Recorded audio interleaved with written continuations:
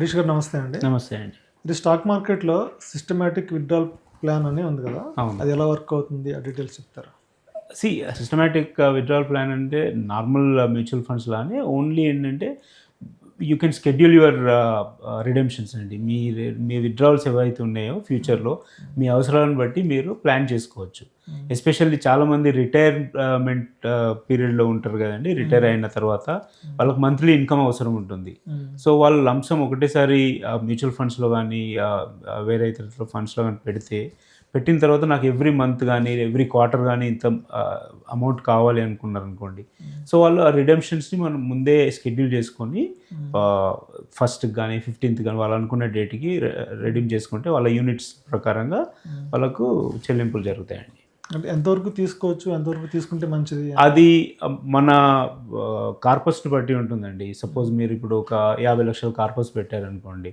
So normally mutual funds returns కనుక మీరు చూస్తే అబౌట్ లెట్స్ సే 12%, 15% ఉన్నాయనుకోండి. సో మీకు అట్లీస్ట్ ఒక 50 లక్షల మీద మీకు ఒక 6 lakhs వరకు కానీ 7 lakhs వరకు కానీ రిటర్న్స్ వస్తాయి. సో మంత్లీ ఒక 50,000 అట్లా అక్యుములేట్ చేసుకోవచ్చు మీరు. ఇలా ఎక్కువ ఇచ్చే పాపులర్ ఇండెక్స్ ఫండ్స్ ఏమున్నాయి?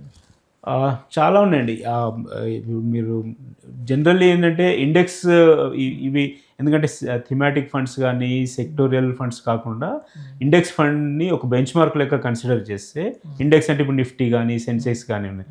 ఇప్పుడు హెచ్డిఎఫ్సి సెన్సెక్స్ ఉంది, యూటీఐ నిఫ్టీ 50 ఇండెక్స్ ఉంది, ఐసిఐసిఐ నిఫ్టీ ఇండెక్స్ ఉంది. సో ఇట్లాంటి ఇండెక్స్ కనుక మనం బెంచ్ మార్క్ చేసుకుంటే లాంగ్ టర్మ్లో ఈ బెంచ్ మార్క్ ఇండెక్సెస్ ఏవైతే ఉన్నాయో ఈ ఇండెక్సెస్ కంటే మన పోర్ట్ఫోలియో ఈ ఫండ్స్ బెటర్ రిటర్న్స్ ఏమన్నా ఇస్తే అవి మనకు అడిషనల్ ఇన్కమ్గా ఉంటాయండి. ఇప్పుడు మీరు అన్నట్టు ఇందాక రిటైర్మెంట్ వాళ్ళకి అట్లా కాకుండా నా డైలీ అవసరాలకి అయితే నా ఎర్నింగ్స్ నాకు ఉన్నాయి. అట్లా కాకుండా కొంచెం విత్‌డ్రా చేసుకుని దీన్ని ప్లాన్డ్గా వేరే దాంట్లోకి ఏమన్నా మళ్ళించుకుని అలాంటి ప్లాన్ చేసుకోవడం అనేది మంచిదేనా?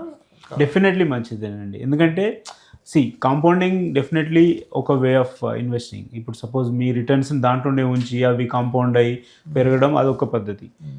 బట్ మీరు సిస్టమేటిక్ విత్‌డ్రాయల్ ప్లాన్స్కి వచ్చింది అయితే యాక్చువల్లీ ఏంటంటే అక్కడ నుండి విత్‌డ్రాయల్స్ తీసుకొని వేరే దగ్గర ఇన్వెస్ట్ చేసే వాళ్ళకంటే ఎక్కువ మంది వాళ్ళ అవసరాలకు యూజ్ చేసుకునే వాళ్ళే ఎక్కువ మంది. అందుకే నేను I was referring to retired people.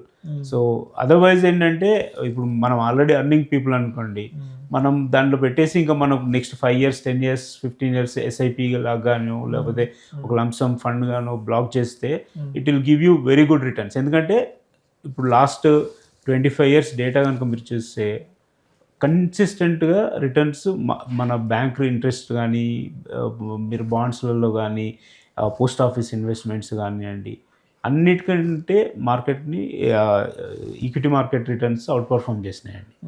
So ఆ కాంపౌండింగ్ ఎఫెక్ట్ ఉంటుంది.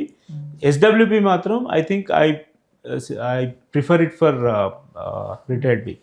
ఎందుకనంటే 50 lakh కాంపౌండ్ ఉందనుకోండి, ఎంతవరకు విత్‌డ్రా చేసుకోవచ్చు మంత్లీ? అంటే అది మన రిక్వైర్మెంట్ బట్టి ఉంది. ఇక్కడ ఇంకొక క్యాచ్ ఉంటుంది. మార్కెట్స్ అగైన్ సైకిల్స్ ఉంటాయండి. ఇప్పుడు సపోజ్ మార్కెట్ హైలో ఉందనుకోండి, మీరు విత్‌డ్రావల్ పెట్టుకుంటే మీకు తక్కువ యూనిట్స్ మీకు తక్కువ అమౌంట్ వస్తుంది, మీకు ఎక్కువ యూనిట్స్ పోతాయి. సో అదే మార్కెట్ తక్కువ ఉన్నదనుకోండి అప్పుడు మీ ఫండ్ వాల్యూ యాక్చువల్లీ తక్కువ ఉంటుంది. సో ఆ రిస్క్స్ కూడా ఉంటాయి. సో మనం కరెక్ట్ పీక్లో రిడీమ్ చేసుకుంటే మీకు యాక్చువల్లీ బెనిఫిట్స్ ఎక్కువ ఉంటాయి. అదే మార్కెట్ లో ప్రైస్ ఉన్నప్పుడు మీకు ఎక్కువ యూనిట్స్ వెళ్ళిపోతాయి మీ కార్పస్ నుండి. సో మీకు అది యాక్చువల్లీ లాస్, ఒక రకమైన లాస్ అని అనుకోవాలండి. స్పెసిఫిక్గా point to point pros cons ఇవి అంటే ఏం చెప్పచ్చు? ప్రోస్ కాన్స్ అంటే ఒకటి, ఇది స్టడీ ఇన్కమ్కి చాలా బాగా పనిచేస్తుందండి. But at the same time ఆ కాంపౌండింగ్ ఎఫెక్ట్ అనేది మిస్ అవుతుంది. సో లాంగ్ రన్లో మీకు రిటర్న్స్ ఏవైతే ఉన్నాయో నార్మలైజ్ అవుతాయి, ఎక్స్పోనెన్షియల్ రిటర్న్స్ రాకపోవచ్చు. అదొకటి.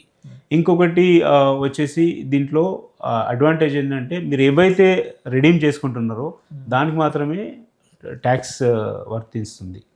సో మిగతా మీ అన్రిడీమ్డ్ యూనిట్స్ ఏవైతే ఉన్నాయో అలాగే ఉంటాయి. సో ట్యాక్సేషన్ కూడా మీరు డిఫర్ అవుతూ ఉంటుందండి. ఎంత యూజ్ చేసి ఎంత తీసుకుంటున్నారో అంతకే మీరు ట్యాక్స్ కట్టాల్సి ఉంటుంది. అదొక అడ్వాంటేజ్. అంటే ట్యాక్స్ బర్డెన్ ఎక్కువగా ఉండకపోవచ్చు. ఇంకొకటి ఏంటంటే ట్రాన్స్పరెన్సీ, మనకు ఏ రోజు ఆ రోజు తీసుకోవచ్చు. ఒకవేళ మీకు నిజంగా దీనికంటే ఎక్కువ అవసరం ఉన్నా కానీ మనం మొత్తం విత్డ్రా చేసుకునే ఫెసిలిటీస్ ఉంటాయండి. సో అదొక అడ్వాంటేజ్ ఉంటుంది. ఓకే, థ్యాంక్ యూ అండి.